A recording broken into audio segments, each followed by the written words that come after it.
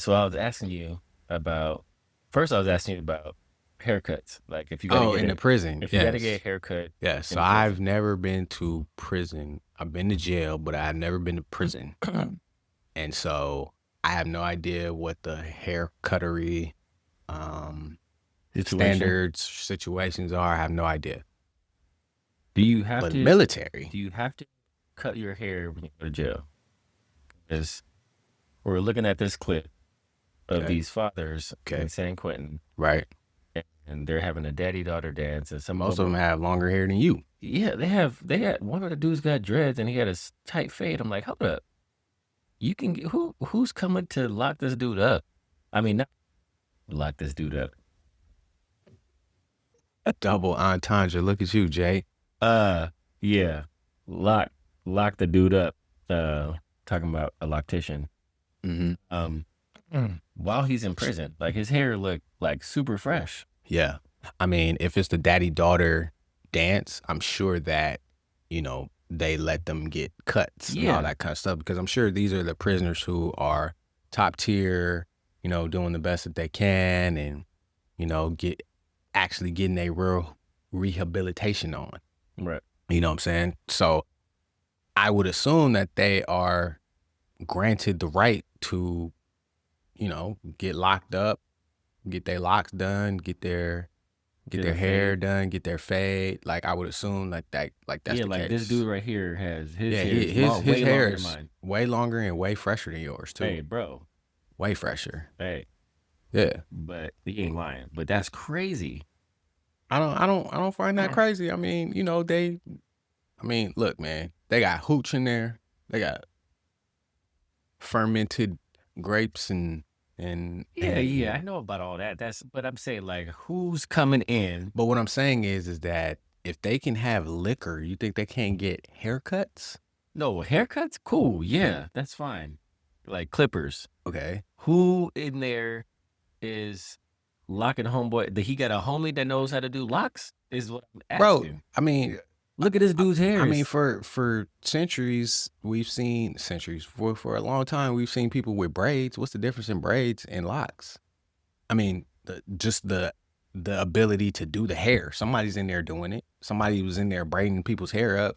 Somebody was in there locking people's hair up. I mean, what's the difference? Yeah, I guess.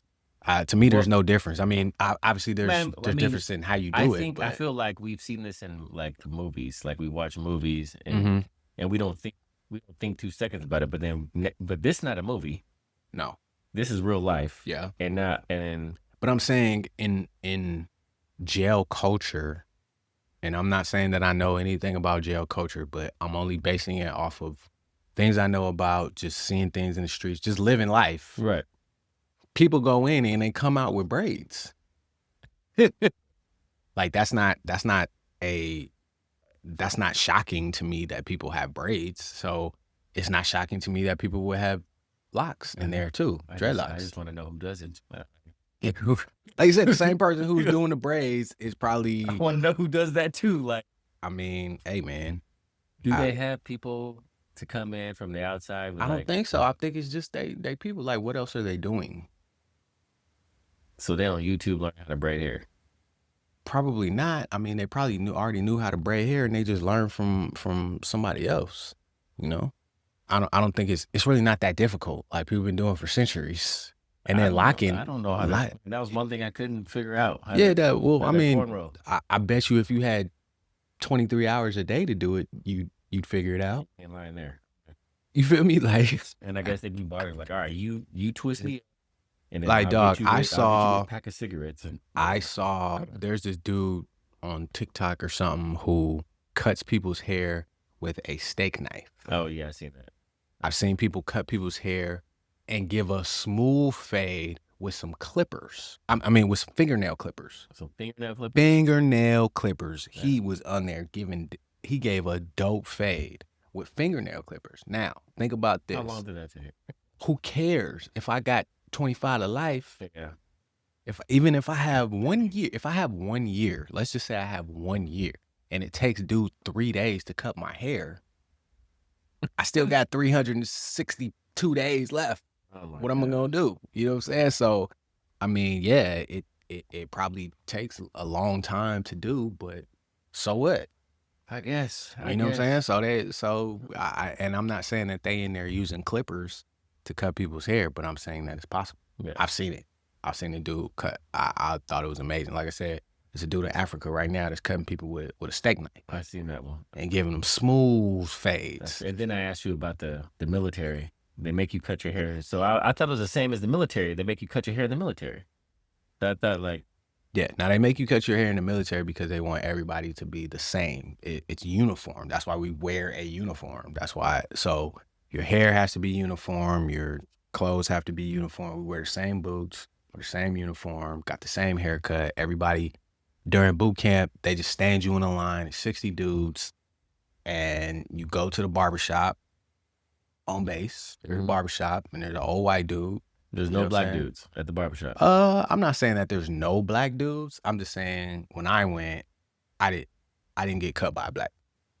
I'm just saying that. I'm not saying that there's no black dudes. I'm just saying that it doesn't even matter because it's not like I could be like, yo, let me get a smooth skin tape in the back and then a light skin tape on the front. No, you sit in the thing, you sit in the chair, next, sit in the chair, bzzz, you in and out in What 3 if you minutes. like miss a spot if you going that fast? In and out in 3 minutes, bro.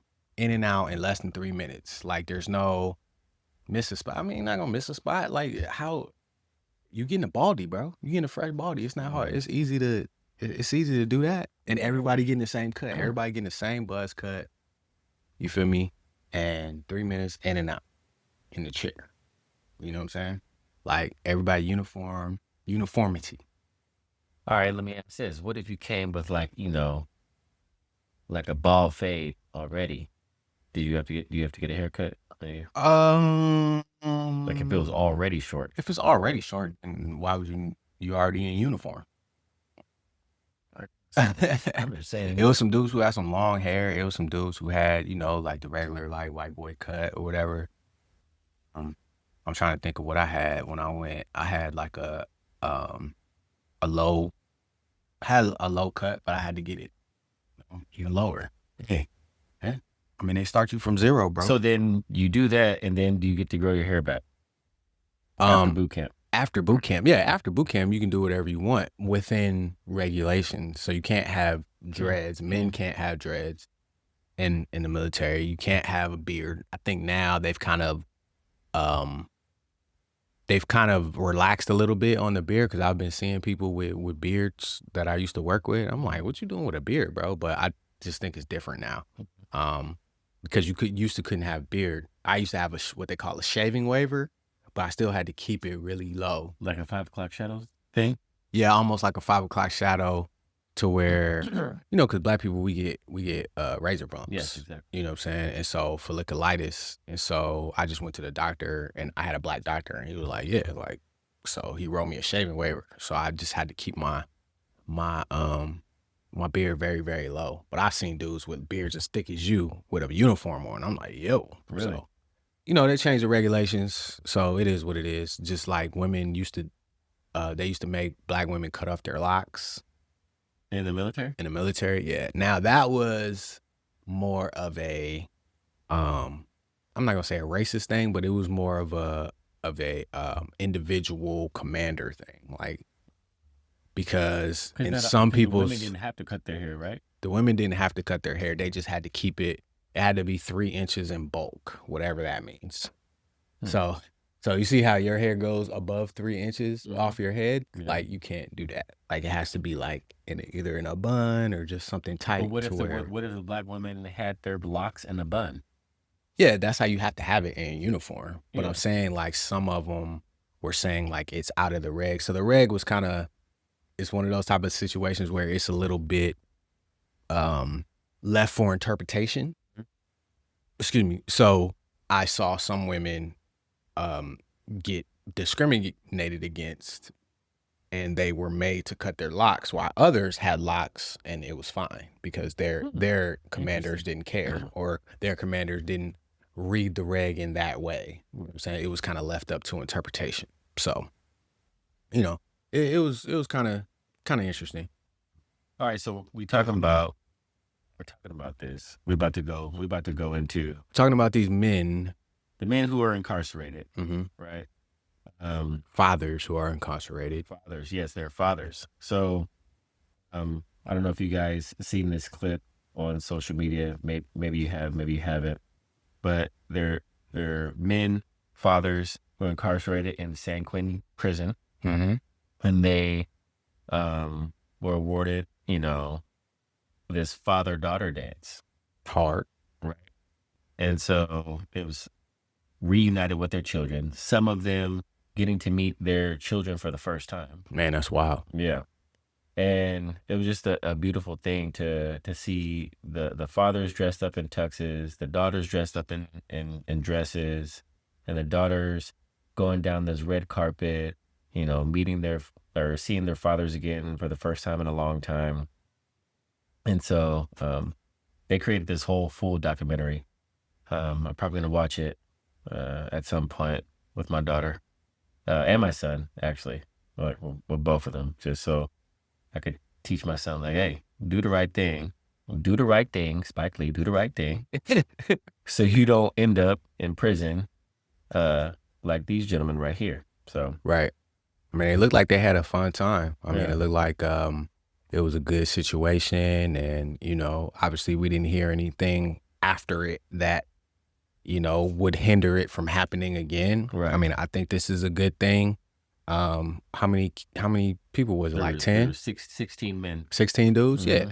Mhm. And I don't know the population of San Quentin, but I'm sure that's a very small number and compared to the people who are actually incarcerated. So, Right.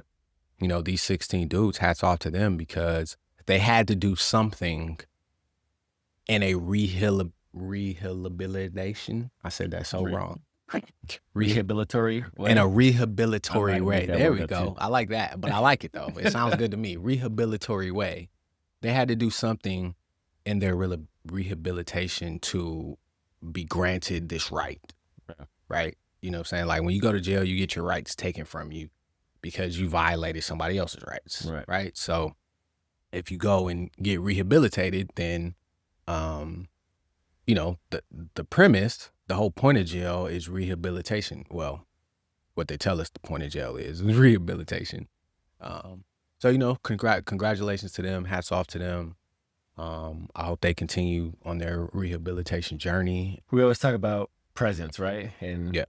us as fathers being present. And I think that one of the things that this can spark in their children and their daughters specifically, right, is being present from afar.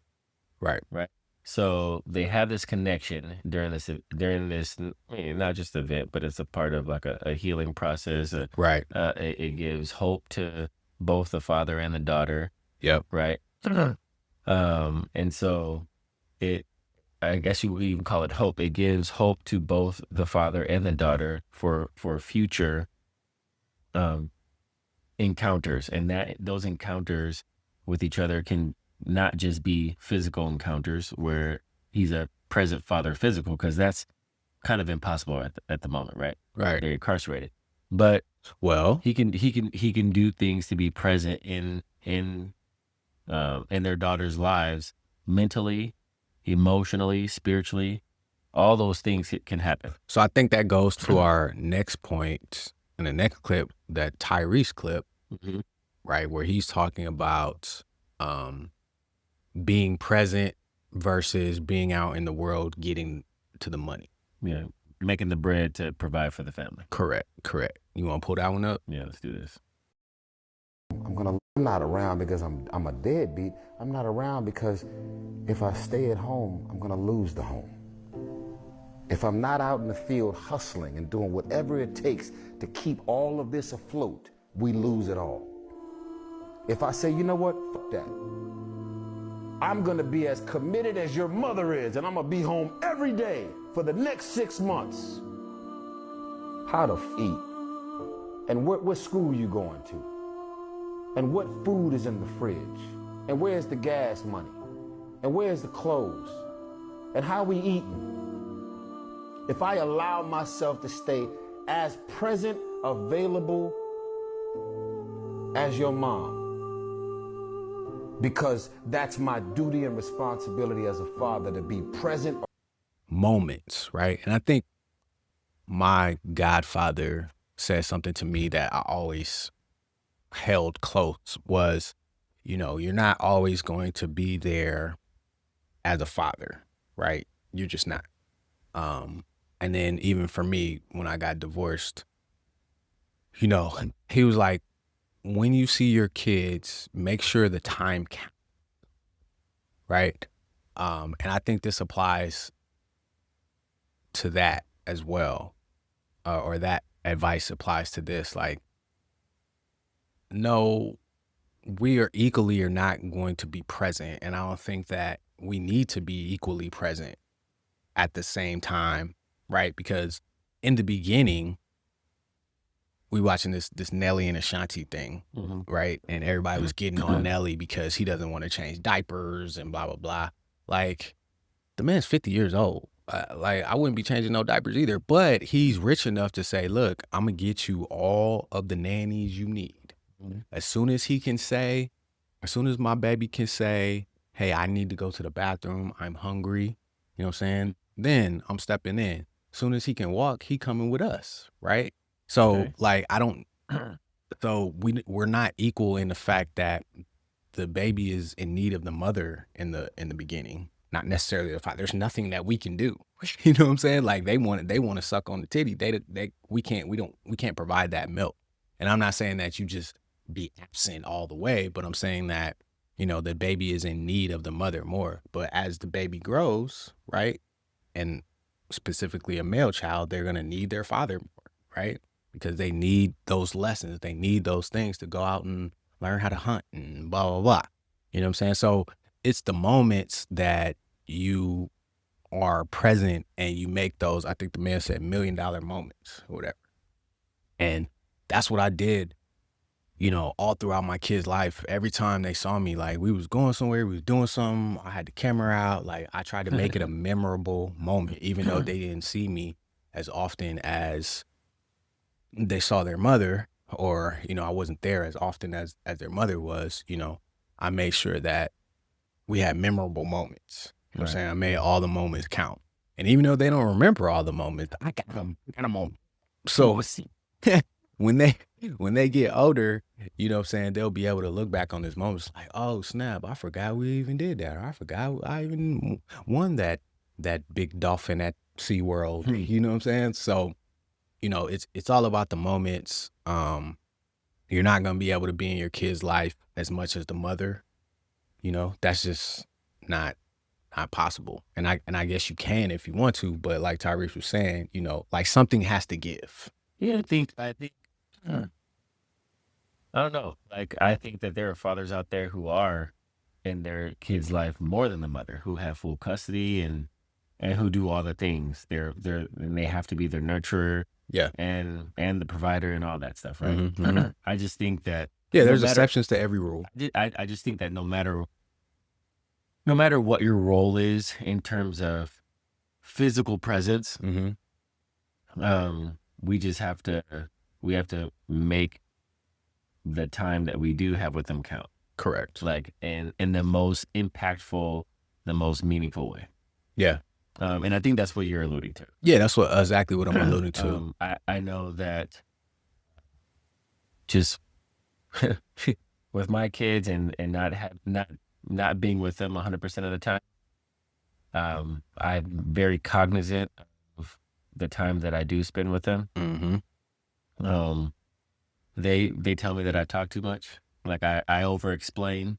Yeah. Probably do. Yeah, but I'm doing everything I'm trying to do everything with a purpose and with intentionality. Yeah. Because we're not promised tomorrow. No, we're not. And there's a lot of stuff that I feel that God has placed on my heart to convey to them, or to teach them, or to show them, so that when they grow up, like, they'll know what to do.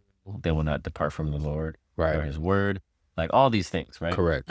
That's, at least in my opinion, that's why He entrusted us to raise His children. Like, right. And I feel like a lot of people forget And whether you believe it or not, like if you have kids, they were granted to you by God. They're God's kids. Correct. I don't And mean to step on anybody's toes or whatever or whatnot, but you have them for a limited amount of time. Yeah. I think that's what we forget as well. Like, I know it seems like a lot, and it seems like, 18 years seems like a long time. But it goes by so quick, bro. You know what I'm saying? You know, I like, know, you- like my you know kid, better my than I kids, do. my kids are all grown and living their own life, and they are trying to, do what they do. And obviously, we talk and all that kind of stuff, but it's nowhere near as when they were 12 years old. You know what I'm saying? Nowhere near when they were 7. Being in your 20s, like you are doing your own thing. Yeah. You know what I'm saying? You are figuring life out in real time.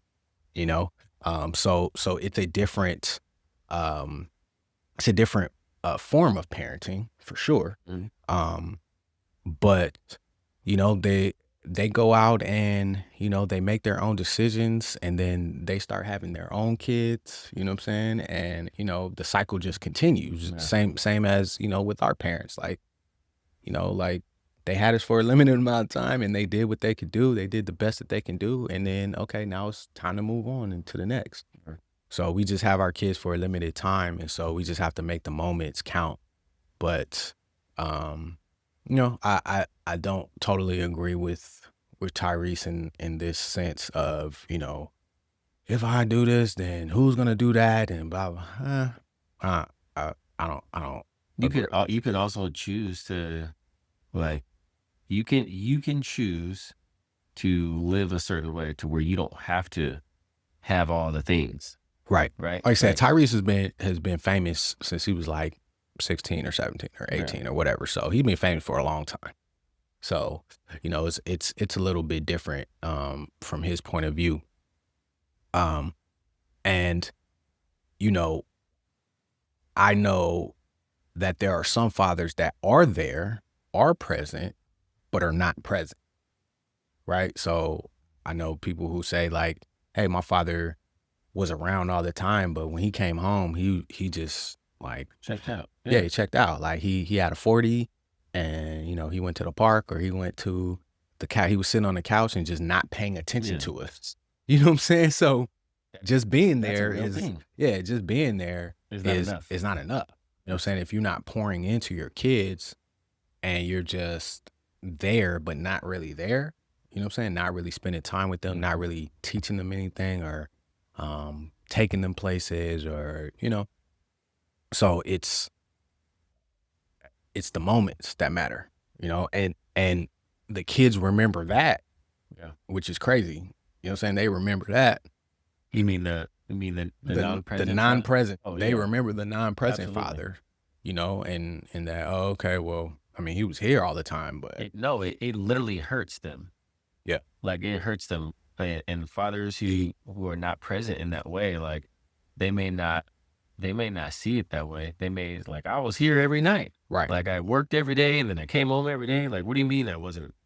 Like, no, you have to be emotionally available and mentally available, spiritually available. Like, Yeah. our kids need all these things. Yes, they They do. don't just need a roof over their head. There's more to it than that. There's more to the bare necessities. The bare necessities are the roof over your head, food in your stomach, clothes on your back. Yep. Those are the bare necessities. Obviously, especially if you live in America, these kids need more than that. Yeah, these kids need well, they don't need more than that, but they want more than that. I mean, They just want to take. No, just playing. living in America is much different than living in a third world country where True. Like they're happy to live in a hut, have a hut over their head. Right. You know what I'm saying? But at the end of the day, like it's still the same major providing things. Like they have a hut, they have some clothes, they have some food. Mhm. Those are the basics that every child needs. And then everything on top of that is all pluses. Right. It's all plus, it's all premium. But in America, you judge based off of everything based around you. Yeah, exactly. What everybody else got. what everybody else got. And so I'm not even gonna say just America, just everywhere. You know, if everybody got huts, then you happy with a hut. You know what I'm saying? But if everybody got mansions, and you ain't got no mansion, I remember my kid was mad that and matter of fact, it's so funny because my kid complained about this same exact thing that I complained about in 8th grade. What was this? Please tell me. So when I moved out to California, my first middle school was Paul Revere Middle School. Now, Paul Revere Middle School is in the Palisades. Okay. And in the Palisades, kids were pulling up to school in limos. Say what now? This is like 94, 95. Yeah. Limos. Do you know where the Palisades is? Yeah, Pacific Palisades. Pacific Palisades. Yeah. Like Brentwood, like all that whole side. Like I'm new to California, so I didn't know nothing about nothing. I thought everybody was like this in California. Right. You know, but I was like, Mom, how come I'm not, where's my limo ride at? I was like, why am I taking the bus? Yeah. What's going on here? Oh my God. And then my son asked me the same thing, right? About a limo though. Well, they were going to school in Santa Clarita, right? Which is another like affluent kind of situation in California. And you know, most of them are stay-at-home moms, and they get dropped off in these fancy cars and Suburban, right? They was getting dropped off it wasn't a limo, but it was like a Suburban, like an Uber Black. You know what I'm saying? Like, how come, where's our Suburban? Why are we not getting dropped off? You know, what's going on here, Pops? So, you know, it's, I thought that was hilarious. But, you know, you can only judge based off of, you know, your surroundings. You know what I'm saying? I thought I was owed a limo ride, and my son thought he was owed a limo ride too, a Uber Black. You know what I'm saying? Getting out in that executive Suburban. Is it an 8th grade thing? So right now, my son he's just been dying to have an electric bike. So I don't know if you've seen all these electric bikes. Yeah.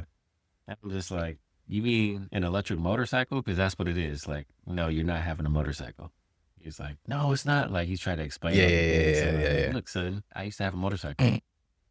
It's an electric motorcycle. That's what it is. Like, I seen how fast they go. Right. You're gonna be wanting to do wheelies and all that stuff. Like, right. No. Right. No, can't have it. Right. Yeah. So it's just all his friends have it. Of course, all his friends got it, and that's why he wants it. Yeah. Like, but you're good. These things cost like $2,500. That's a pretty penny for an 8th grader. Like $2,500 for a bike, bro. You need a job. Yeah, you're gonna have to get you a summer job for that. I was like, man. You're 13, and guess what? You're gonna want in 3 years? A car. Yeah, exactly. Like, I'm not buying you a $2,500 electric bike. Right, when you can buy a $2,500 car. Yeah. Talking about, right? What are you talking about? Like, no. Right. Absolutely not. Yeah. Nah, I mean, I'm with you on that. But as you said, you know, that's what they are looking for. That's what they are, you know, comparing themselves to, and their self-worth and all that kind of stuff, especially at 13 years old. You know, like, you coming into your own, start feeling yourself, start smelling yourself. You know what I'm saying? Just wait until he's 15. Oh, man. Conversation.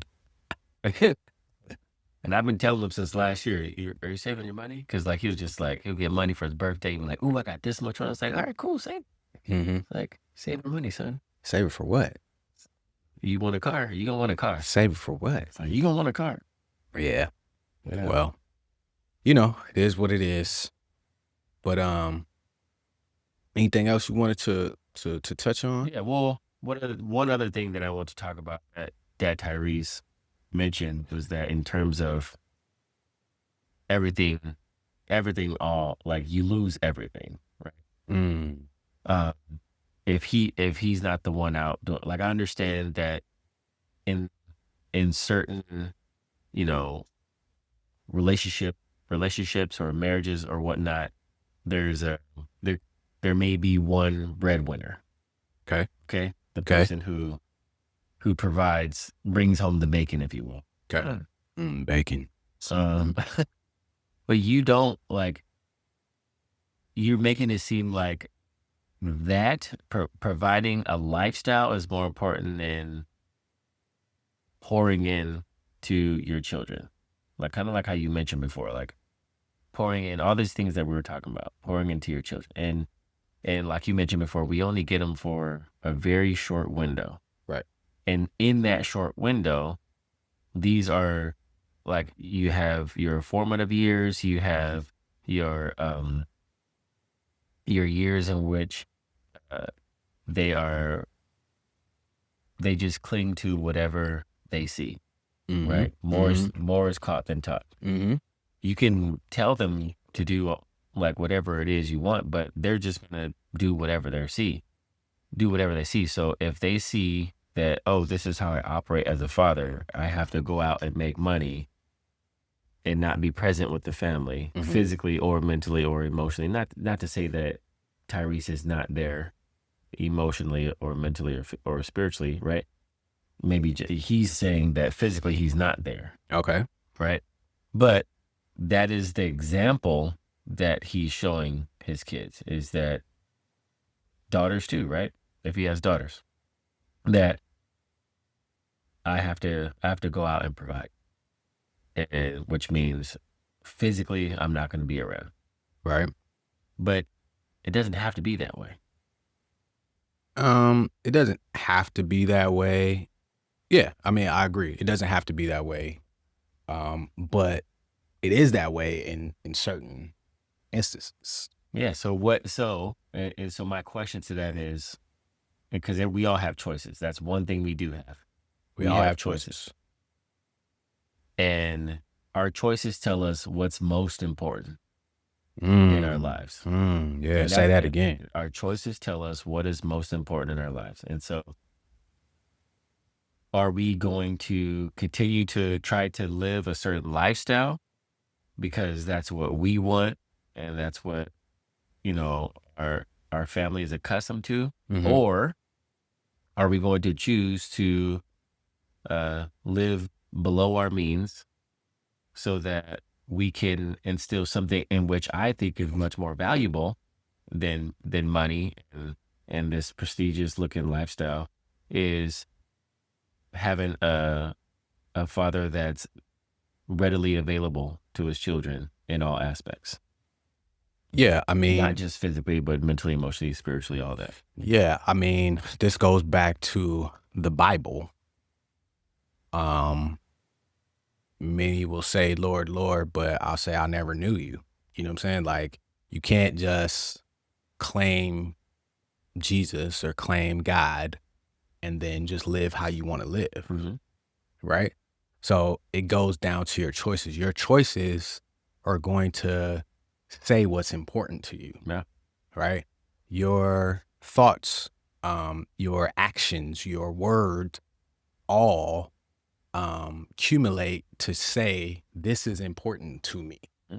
Right? You can say whatever you want, like this podcast. You can say whatever you want, like, yo, we're going to be doing this podcast and blah, blah, blah. But if we don't ever get in here and set these lights and cameras up and actually do it, then we just talking, right? Like, I have a homeboy who, when we started this podcast, last year, he said, yo, tell me what I need to do, because I want to do the podcast and woo wow. I was like, all right, well, you don't need to do it like mine. You could just kind of just start with your phone and, you know what I'm saying, just go from there. Yeah.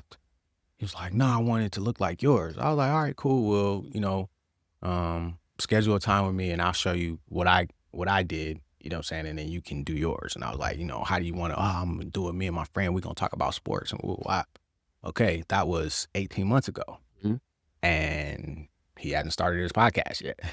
You see what I'm saying? So he can say whatever you want. You can say whatever you want, but until your actions follow what you say, then you just spit and bibble. You feel me? So we all have choices. We all make time for the things that we want to make time for. right? Whether it be making more money or whether it be spending time with our kids. Yeah, you know, I guess like whatever you choose to do, that's what's most important to you. correct. Because at the end of the day, they need a place, a roof, food, and clothes. They don't need Xbox. They don't need all the things that my kids had, Switches and Xbox and PS4s and tablets and computers and all that extra stuff. All that stuff is extra, and it's nice. Yeah, they also don't need, $14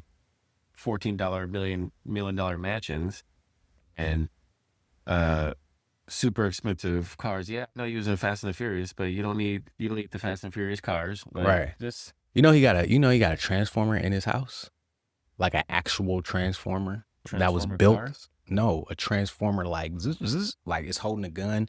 Like it's in his foyer. When you walk into his house, he has like a life-size transformer. Yeah. Right.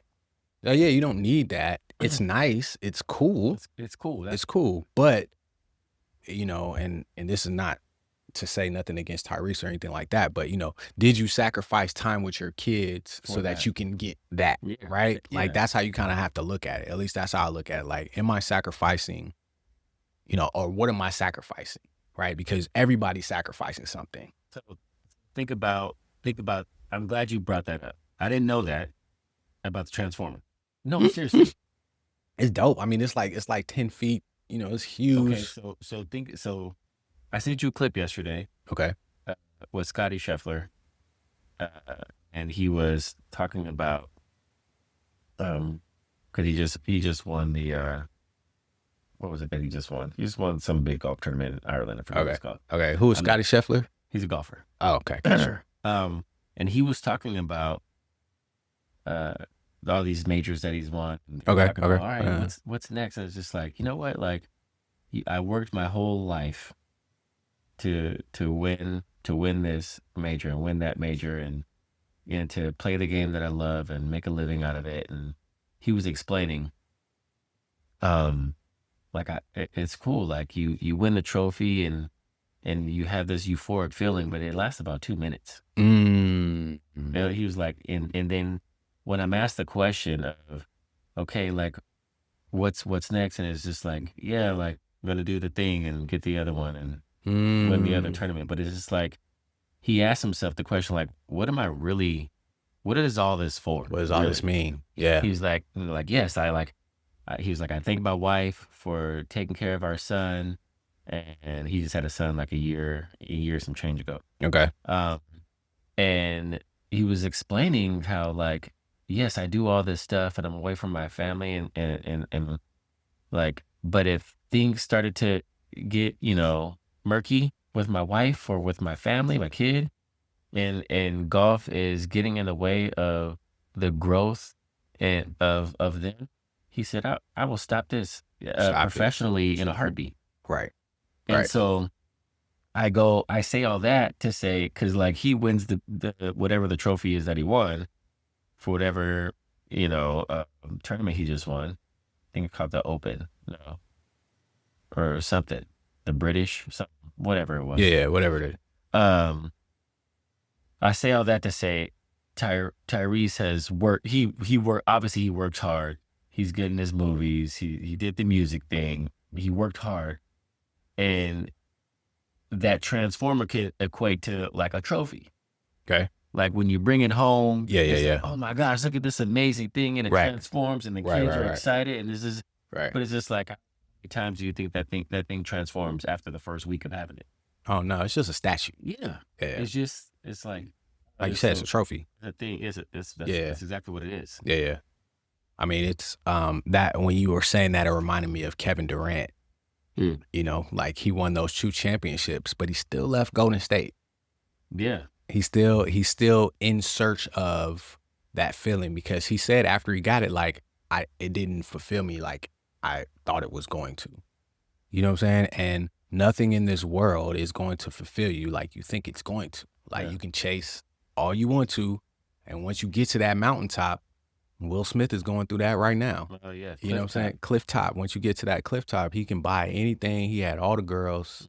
He had all the money. Had all the fame. Had all the fame. Had all the number ones. Yep. You know what I'm saying? And he just got to a point where it's like, okay, what else is there? Yeah, that's exactly what Scotty Scheffler talk about. Like after you're number one, it's just like, what am I reaching for now? Yeah. If I'm number one, if I'm at the top, right? What is it? What else is there? Like what? Okay. Yeah. You know what I'm saying? So it's interesting. Scotty Scheffler, he's a Christian too, and he knows he knows that all of this is just like it's fluff. Like right. He understands that the end goal is the real cliff, the real mountaintop, right? Or, if you will, and that's being in heaven with our Father.